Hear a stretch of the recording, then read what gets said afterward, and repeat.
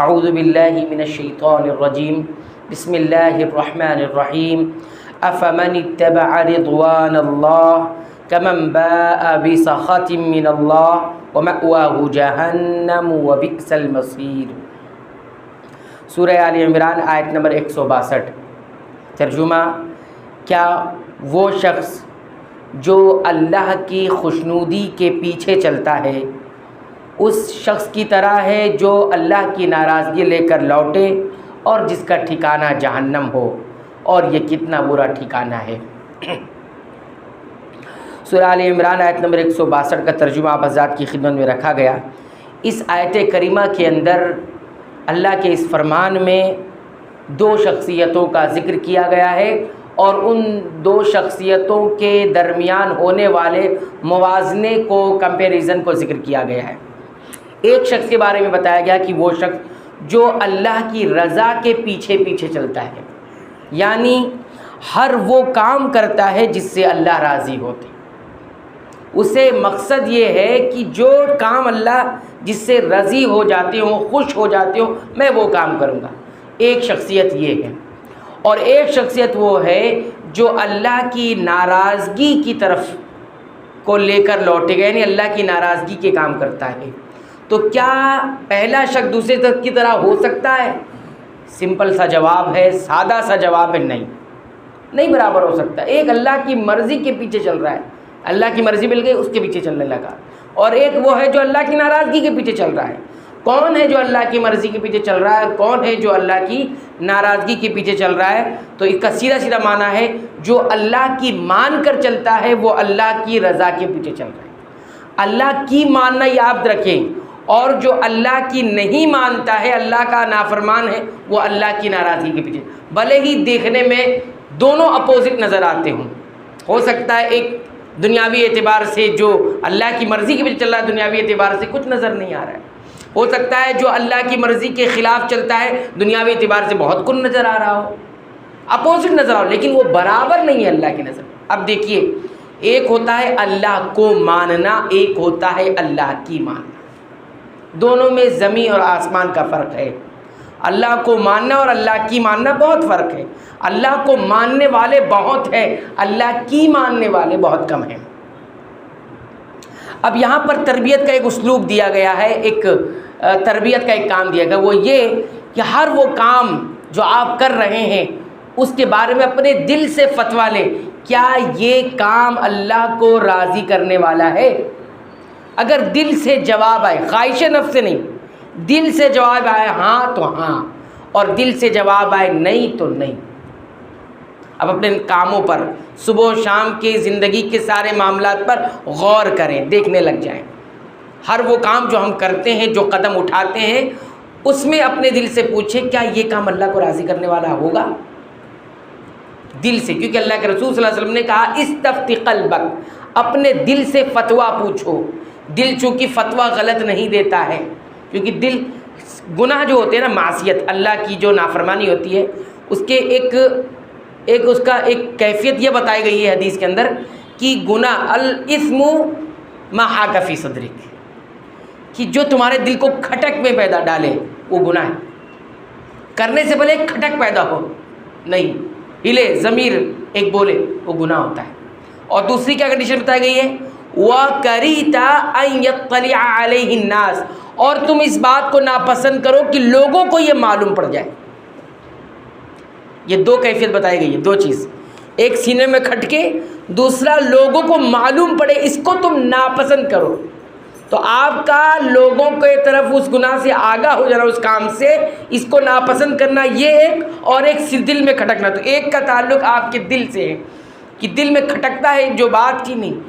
جتنے غلط کام ہے نا وہ آدمی کیسے کرتا ہے، ایک کھٹک پیدا ہوتی ہے کرنے سے پہلے، اور دوسری چیز معلوم نہ پڑ جائے، ڈر لگا ہوا ہے، اکیلے رات کی تاریکی میں تنہا کمرہ بند کر کے بیٹھا ہے اور کچھ دیکھ رہا ہے، غلط چیزیں دیکھ رہا ہے، غلط کام کر رہا ہے، اگر ہوا سے دروازہ ہلنے لگ جائے تو گھبرا جائے گا، کوئی آ تو نہیں گئے۔ تو یہ جو گھبراہٹ ہے، کسی کو معلوم پڑ جائے کیا کر رہے تھے آپ، اسی کو کہتے ہیں گناہ۔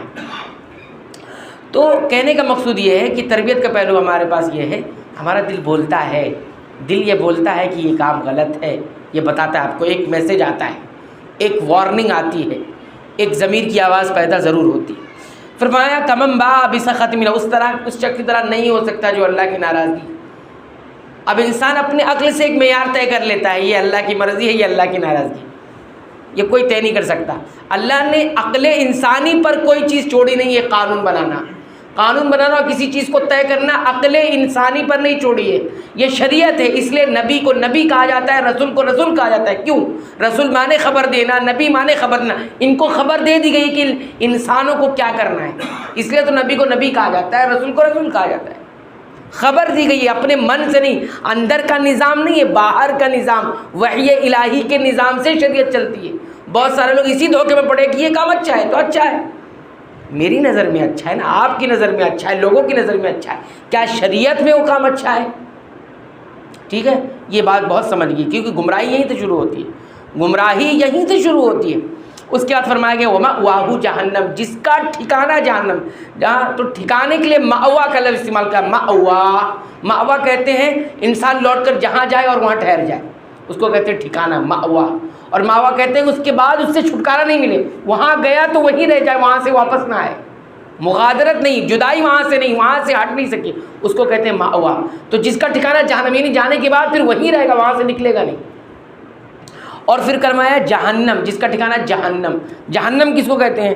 جہنم آگ کے ناموں میں سے ایک نام ہے، آگ کے بہت سارے نام ہیں جہنم کے، اس کے ناموں میں سے ایک نام جہنم ہے۔ اللہ ہمیں اس سے بچائے کہ جہنم لفظ بنا ہے الجحمۃ، جحمہ لفظ، عربی زبان میں جحمہ کس کو کہتے ہیں؟ رات جب اندھیری ہو جاتی ہے نا اور آخری حصہ جب شروع ہوتا ہے ایک دم تاریک ہو جاتی ہے تو اس حصے کو جحمہ کہا جاتا ہے، اسی لفظ سے یہ جہنم بنا ہوا ہے۔ اور جحمہ ہر اس چیز کو کہتے ہیں جس کے اندر کالا پن ہو اور گہرائی ہو، کالا پن ہو اور گہرائی ہو اور لپٹ جانے کا مادہ جس کے اندر ہو، اس کو جحمہ کہتے ہیں، اسی سے جہنم بنا ہے۔ جہنم بہت گہری ہے، بہت کالی ہے اور لپٹ جانے کا اس کے اندر مادہ ہے، لپٹ جاتی ہے، جیسے آگ ہوتی ہے نا، لپٹتی ہے، آگ پکڑتی ہے اور لپٹتی ہے۔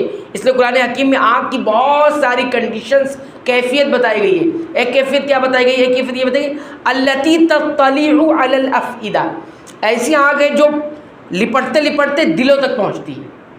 اس لیے بعض اہل علم یہ کہتے ہیں کہ دنیا کی جو آگ ہے نا، جب کسی انسان کو لگتی ہے تو انسان کو جب پکڑتی ہے تو انسان جلتا ہے، اور اگر 100% جل گیا ہے نا تو اس کے دل تک، اندر تک پہنچتے پہنچتے انسان مر جاتا ہے۔ کیا ہو جاتا ہے؟ انسان مر جاتا ہے، دل تک پہنچنے سے پہلے انسان مر جاتا ہے۔